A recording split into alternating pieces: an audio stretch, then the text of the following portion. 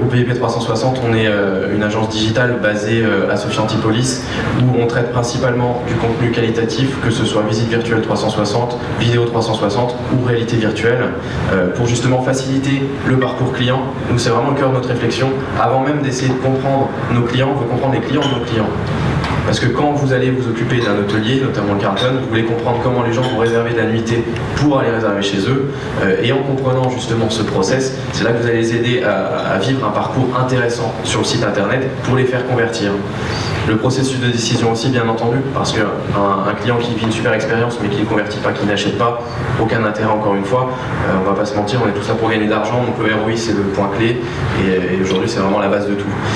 Donc on utilise, comme je le disais, la visite virtuelle 360 telle que vous ne la connaissez pas, j'ai envie de dire, entre guillemets, parce que tout le monde nous dit, bon bah on connaît, ça fait 20 ans que ça existe. Effectivement, Google Street View le fait depuis des années, mais c'est pas ça qu'on va faire, parce qu'on parlait juste avant de contenu et de contenu qualitatif, et c'est très important que cette visite virtuelle ne serve pas qu'à montrer un lieu, mais bien à récupérer une information dont on a besoin pour acheter, et derrière qu'on puisse acheter rapidement.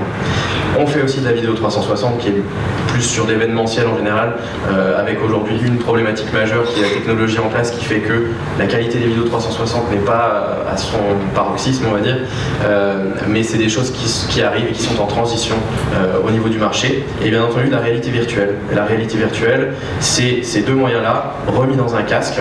Donc après, pour ceux qui veulent essayer, on a emmené deux casques juste là-bas derrière, et après la présentation, on pourra vous montrer les exemples que je vais vous montrer juste après dans les casques. C'est assez impressionnant et c'est très utile quand on va en salon récupérer la délégation de Chinois qui veut pour acheter des nuitées en France ou même vendre un produit à l'extérieur lors d'un salon, équipe hôtel ou autre.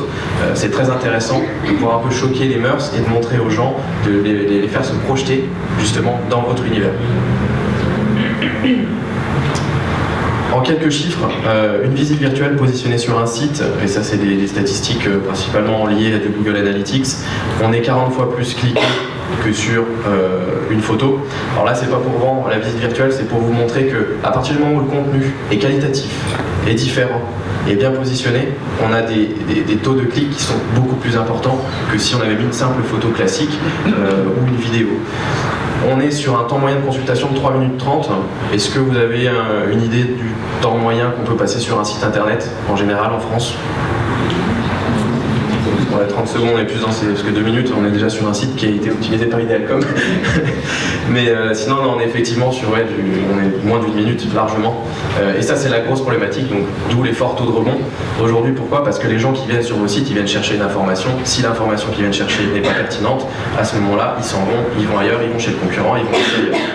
Donc c'est là qu'il faut être pertinent. Pourquoi ils restent aussi longtemps sur une visite virtuelle ? Parce que c'est eux qui ont la main et c'est eux qui choisissent ce qu'ils veulent aller voir justement. On va le voir juste après. 2 fois plus de chances de réservation, plus 85% de chances de réservation. Là, encore une fois, j'ai pas envie de tourner ça trop sur du commercial. Moi, l'idée c'est de vous faire prendre conscience qu'il y a des moyens qui arrivent et qu'il faut prendre le pli maintenant. Alors, on a toujours les précurseurs et les suiveurs, mais je pense que là, on est vraiment dans la transition où vos clients ont besoin d'avoir de l'information, ont besoin d'être assurés. C'est un peu le moyen de se dire, excusez l'expression, mais je me mets à poil et je monte mon hôtel de façon à ce que vous ne soyez pas déçus quand vous venez.